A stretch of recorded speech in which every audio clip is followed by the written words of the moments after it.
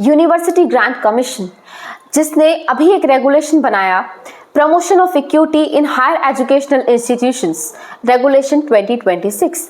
ये इसलिए बनाया गया, इसका मेन एम यही था कि जो कास्ट बेस्ड डिस्क्रिमिनेशन होता है स्पेशली हायर एजुकेशनल इंस्टीट्यूशंस में, कैंपसेस में, इन सभी को कर्ब किया जाए और जितने भी लोअर कास्ट ग्रुप्स हैं इन सभी के लिए प्रोटेक्शन इंश्योर किया जाए, इक्वालिटी इंश्योर हो और इंक्लूजन बढ़े हायर एजुकेशनल इंस्टीट्यूशंस में। पर आज इसे ही क्रिटिसाइज किया जा रहा है।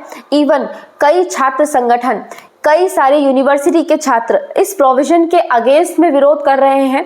नेशन वाइड एक कंट्रोवर्सी क्रिएट हो गई है यूजीसी के रेगुलेशन पर और सुप्रीम कोर्ट में इसके खिलाफ पिटीशन भी फाइल की गई है, क्योंकि जो भी इस रेगुलेशन का विरोध कर रहे हैं उन सभी का मानना ये है कि ये provision scheduled caste, scheduled tribes, OBC इन सभी का प्रोटेक्शन तो इंश्योर करता है, इन स्टूडेंट्स के हक में तो बोलता है, लेकिन वहीं पर ये अपर कास्ट स्टूडेंट्स के साथ में, मतलब जो जनरल कैटेगरी में आने वाले स्टूडेंट्स हैं उन सभी के साथ में भेदभाव कर रहा है। क्योंकि इस पर्टिकुलर रेगुलेशन में ऐसे प्रोविजंस डाले गए हैं जो scheduled caste, scheduled tribes, OBC की इक्वालिटी इंश्योर करने के लिए बहुत कुछ कर रहे हैं। पर वहीं पर जो अपर कास्ट स्टूडेंट्स हैं, अगर उनके खिलाफ कोई आरोप लग जाता है तो उन्हें पहले से ही क्रिमिनलाइज कर दिया जाएगा अगर ये प्रोविजन लागू हो गया तो। इसीलिए जो अपर कास्ट स्टूडेंट्स हैं वो इसका विरोध कर रहे हैं।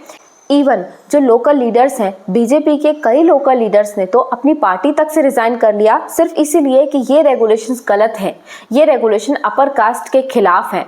और यही नहीं, even member of parliament Priyanka Chaturvedi, उन्होंने भी ये मांग रखी कि इस पर्टिकुलर रेगुलेशन को या तो अमेंड किया जाना चाहिए, नहीं तो इस प्रोविजन को विड्रॉ कर देना चाहिए। सुप्रीम कोर्ट में मल्टीपल पिटीशंस फाइल हुई हैं यूनिवर्सिटी ग्रांट कमीशन के इस प्रमोशन ऑफ इक्विटी रेगुलेशन के खिलाफ।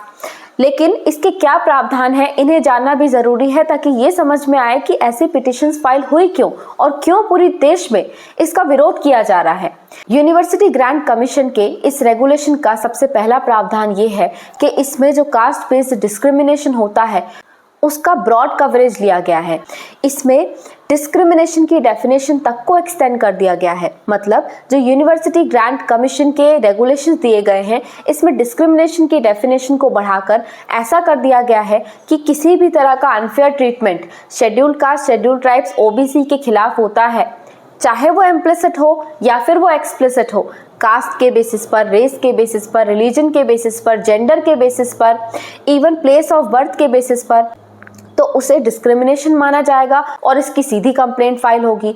अब कंप्लेंट फाइल होगी तो ये सीधे सीधे किसके खिलाफ होगा? अपर कास्ट स्टूडेंट्स के खिलाफ होगा और उन्हें पहले से ही क्रिमिनलाइज कर दिया जाएगा। और इन सभी डिस्क्रिमिनेशंस की कंप्लेंट के लिए, इन सभी तरह के डिस्क्रिमिनेशंस को ओवरसी करने के लिए हर हायर एजुकेशनल इंस्टीट्यूशन के लिए ये मैंडेटरी मैकेनिज्म रखा गया है कि उन्हें एक इक्वल अपॉर्चुनिटी सेंटर बनाना होगा और ये इक्वल अपॉर्चुनिटी सेंटर उन सभी कंप्लेंट्स को ओवरसी करेगा जो डिस्क्रिमिनेशन के लिए की जाएंगी। अब इसी में एक प्रावधान ये भी दिया गया है कि हर एजुकेशनल इंस्टीट्यूशन को एक इक्विटी कमेटी बनानी होगी।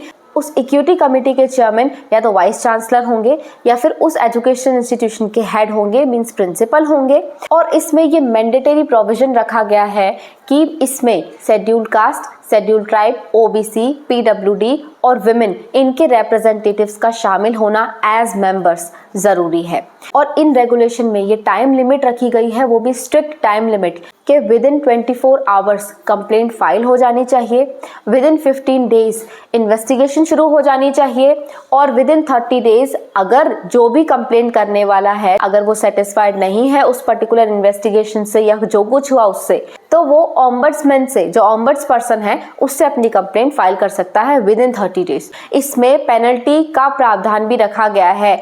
अगर कंप्लायंस नहीं होता है, अगर higher educational institutions equity opportunity centre नहीं बनाते, इक्विटी कमिटी नहीं बनाते, इन रेगुलेशंस को नहीं मानते, तो उस पर्टिकुलर इंस्टीट्यूशन को, उस पर्टिकुलर यूनिवर्सिटी को, पर्टिकुलर जो यूजीसी की स्कीम्स हैं उनका लाभ भी नहीं मिलेगा।